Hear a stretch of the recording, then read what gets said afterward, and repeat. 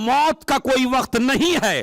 اللہ چاہتا ہے جب میرا بندہ میرے پاس آئے تو نماز کے ذریعے پاک ہو جائے تاکہ نجس حالت میں یہ میرے پاس نہیں آئے. تو اب آپ نماز کا فلسفہ سمجھ لیجئے. صبح کی نماز رات کے گناہ کھا جاتی ہے, ظہر کی نماز جو صبح کے گناہ ہے وہ کھا جاتی ہے, اس کے بعد جو شام کے گناہ ہے وہ مغرب کھا جاتی ہے, پھر جو 12 بجے تک کے ہیں وہ نماز شب کھا جاتی ہے. اسی لیے امام نے فرمایا نماز کی مثال ایسے سمجھ لو.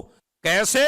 کہا جیسے ایک آدمی کے سامنے, گھر کے سامنے ایک نہر جاری ہو اور نہر میں صاف و شفاف پانی ہو تو کتنا پاگل آدمی وہ ہے جو اپنے منہ کو گندا رکھے اور نہر پہ جا کے اپنا منہ نہ دھوئے. ارے میں کیا کروں, امام کا فلسفہ ہے یہ. امام کہتے ہیں 5 وقت کی نمازوں کا فلسفہ ہے کہ جیسے کسی آدمی کے گھر کے سامنے سفید نہر جاری ہو پانی کی, ادھر منہ گندا ہوا ادھر دھو لئیے. اب سمجھے, کچھ چیزیں ایسی ہیں جو گناہوں کو ایک دم ختم کرتی ہیں. مثلا ان میں سے ایک ہے نماز. نماز گناہ کو, یہ جو وضو میں چہرہ دھوتے ہو, یہ جو ہاتھ دھوتے ہو, اس کا فلسفہ پھر کبھی بتاؤں گا. اب تو میں نے سرسری طور پہ بتا دیا آپ کو کہ نماز جو ہے وہ گناہ آدمی کے کھا جاتی ہے. نماز کی مثال ہے جیسے آدمی کے گھر کے سامنے نہر جاری ہو. اس کے بعد سنیے پھر, اور وہ بھی غور سے سنیے, ماں باپ کی خدمت. یہ جو ماں باپ کی خدمت ہے یہ بھی اسلام نے اسی لیے رکھی ہے کہ ادھر جوان سے گناہ ہو, ادھر ماں باپ کی خدمت کرے اور یہ خدمت گناہوں کو کھا جائے. ہاں ابھی کچھ سوچ میں بیٹھے ہیں. تو خیر میں بھی بتاتا ہوں اس کو. نبی کی خدمت میں آیا ایک شخص, آگے کہنے کے لگے یا نبی اللہ ما من عمل قبیح الا وقد عملتو. کوئی برا کام ایسا نہیں ہے جو میں نے نہ کیا ہو, کوئی گناہ ایسا نہیں ہے جو میں نے نہ کیا ہو, کوئی غلطی ایسی نہیں ہے جو میں نے نہیں کیا ہو. یعنی سارے گناہ میں نے کیے, ہر طریقے کا گناہ میں نے کیا. یا رسول اللہ کیا میرے بچنے کا کوئی راستہ ہے؟ نبی نے فرمایا حل من والدیک احد حی, کیا تیرے والدین میں سے کوئی زندہ ہے؟ کہا ہاں میرا باپ زندہ ہے.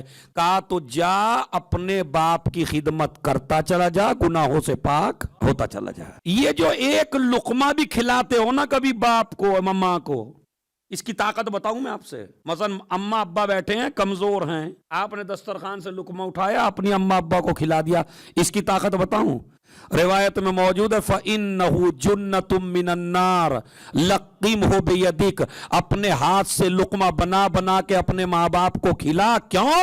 اس لیے کہ جب تجھے جہنم کی طرف لے جایا جائے گا تو یہی لقمہ جو ماں باپ کو کھلایا ہے یہ تیرے اور جہنم کے درمیان میں حائل ہو جائے گا اور تجھے جہنم میں نہیں جانے دے گا. تو باپ کی خدمت گناہ کو کھا جاتی ہے.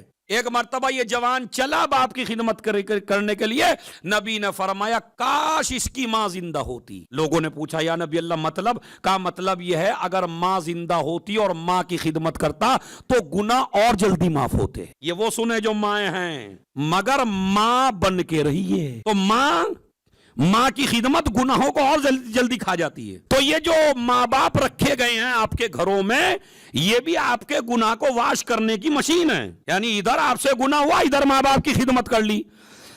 تمام اہل سنت نے اپنی کتابوں میں لکھا, تمام شیعوں کی کتابوں موجود ہے کہ ماں باپ کی خدمت کرتے چلے جائیے, سارے گناہوں کو مٹاتے چلے جائیے. اب مجھے حدیث یاد آ گئی تاکہ آپ جتنے بھی بیٹھے ہیں سب ذرا اس کی تائید کریں گے. اگر ماں باپ کی خدمت گناہوں کو کھا جائے تو نہ کسی مولوی کو تعجب ہے نہ کسی ملا کو تعجب ہے, اور اگر ہم کہیں علی کی محبت گناہوں کو کھا جاتی ہے تو ماں باپ کی خدمت گناہوں کا خاتمہ کر دیتی.